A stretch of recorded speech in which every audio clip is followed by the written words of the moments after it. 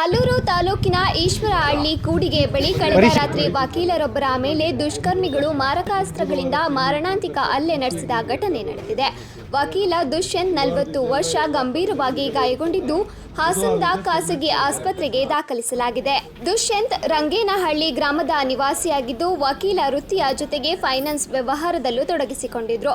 ನಿನ್ನೆ ರಾತ್ರಿ KA 46L4087 ನಂಬರ್ನ ಬೈಕ್ನಲ್ಲಿ ರಂಗೇನಹಳ್ಳಿ ಗ್ರಾಮಕ್ಕೆ ತೆರಳುತ್ತಿದ್ದ ಸಂದರ್ಭದಲ್ಲಿ ದುಷ್ಕರ್ಮಿಗಳು ಮಾರಕಾಸ್ತ್ರಗಳಿಂದ ಮನಬಂದಂತೆ ಕೊಚ್ಚಿ ಮಾರಣಾಂತಿಕ ಹಲ್ಲೆಯನ್ನ ನಡೆಸಿದ್ದಾರೆ.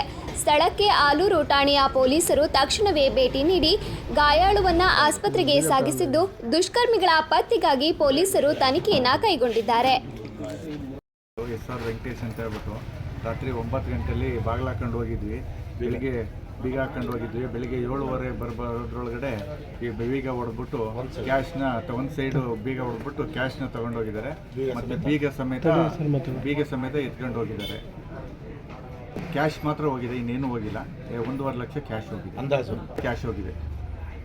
ಬೆಳಗಿನ್ಸಿ ಏನು ತಗೊಂಡೋಗಿಲ್ಲ, ಬರೀ ದುಡ್ಡು ಮಾತ್ರ 1.5 ಲಕ್ಷ ರೂಪಾಯಿ ಹೋಗಿದೆ. ಬೆಳಗ್ಗೆ ಎಷ್ಟೊತ್ತಿಗೆ ಬಂದು ನೋಡಿದ್ರಿ? ಬೆಳಗ್ಗೆ 7:15 ಬಂದ್ವಿ ನಾವು. ನೀವೇ ಫಸ್ಟ್? ಯಾವಾಗಲೂ 7:15 ಬರೋದು ನಾವು. 7:15 ಬಂದು ನೋಡಿದಾಗ ಆ ಕಡೆದು 2 ಬೀಗ ಇರಲಿಲ್ಲ. ನಾನು ಅನುಮಾನ ಬಂದು ಕಂಪ್ಲೇಂಟ್ ಮಾಡಿದೆ ಪೊಲೀಸ್ನವ್ರಿಗೆ. ಯಾವ ಸ್ಟೇಷನಿಗೆ ಕೊಟ್ಟಿದೆ? ಇಲ್ಲಿ ಸಿಟಿ ಸ್ಟೇಷನ್ಗೆ ಕೊಟ್ಟಿದ್ವಿ. ಅವ್ರು ಬಂದಿದ್ದಾರೆ, ಬಂದು ಈಗ ಚೆಕ್ ಮಾಡ್ತಾ ಇದ್ದಾರೆ. ವರ್ಷ ಆಯ್ತು ಅಂಗಡಿ ಓಪನ್ ಮಾಡಿ. ಇದು ನಮ್ಮ ತಮ್ಮದಿದೆ. ಮೊದಲು ನಾವಿದ್ದೀವಿ ಒಟ್ಟಿಗೆ. ನಮ್ಮ ತಮ್ಮದಿರು ನೋಡ್ತಾರೆ, ರಮೇಶ್ ಮತ್ತು ವೆಂಕಟೇಶ್ ಅಂತ.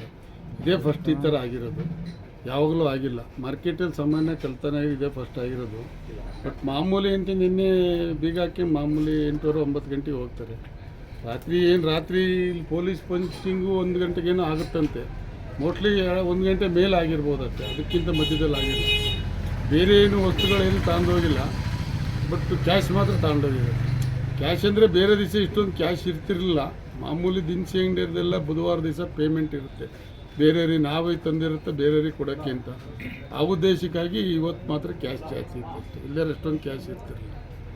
ಮತ್ತು ಈ ಕಂಪ್ಲೇಂಟ್ ಮಾಡೋ ಉದ್ದೇಶ ಏನಂದ್ರೂ ಮತ್ತು ಇದು ಮುಂದುವರಿಬಾರ್ದು ಮಾರ್ಕೆಟಲ್ಲಿನ ಒಂದು ಉದ್ದೇಶಕ್ಕೋಸ್ಕರ ಕಂಪ್ಲೇಂಟ್ ಮಾಡಿ ಮತ್ತು ಬೇರೆಯವ್ರಿಗೆ ಮತ್ತು ಇದೇ ರೀತಿ ಮುಂದುವರಿಬಾರ್ದು ಅನ್ನೋ ನಮ್ಮ ಉದ್ದೇಶ. ಅದಕ್ಕೋಸ್ಕರ ಈಗ ಪೊಲೀಸರಿಗೆ ಕಂಪ್ಲೇಂಟ್ ಮಾಡಿದ್ವಿ, ಬಂದು ಎನ್ಕ್ವೈರಿ ಮಾಡ್ತಾಯಿದ್ವಿ. CC ಕ್ಯಾಮ್ರಲ್ಲಿ ಚೆಕ್ ಮಾಡ್ತೀವಿ ಅಂತ ಹೇಳ್ತಾಯಿದ್ವಿ.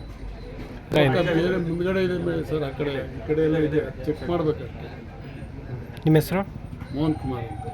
ಅಲ್ಲಿ ಈ ಥರ ದೃಷ್ಟಿಯಿಂದ ಅಂಗಡಿಯವ್ರು ಹಾಕಿಸ್ಕೊಳ್ಳೋದು ಒಳ್ಳೆಯದು. CC ಕ್ಯಾಮ್ರಾ ಇಷ್ಟೆಲ್ಲ ವ್ಯವಹಾರ ಮಾಡ್ತಾರೆ. ಇಷ್ಟಿಂತಕ್ಕೊಂದು CC ಕ್ಯಾಮ್ರಾ ಹಾಕಿಸ್ಕೊಂಡಿಲ್ಲ ಅಂದರೆ ಹಾಕಿಸ್ಬೇಕು. ಅಕ್ಕಪಕ್ಕದವ್ರಿಗೆಲ್ಲ ಹಾಕಿಸ್ಬೇಕು. ಹಾಕಿಸ್ಕೊಂಡ್ರೆ ಅವ್ರಿಗೂ ಸೇಫ್ಟಿ, ಬೇರೆಯವ್ರಿಗೂ ಸೇಫ್ಟಿ. ಸರ್.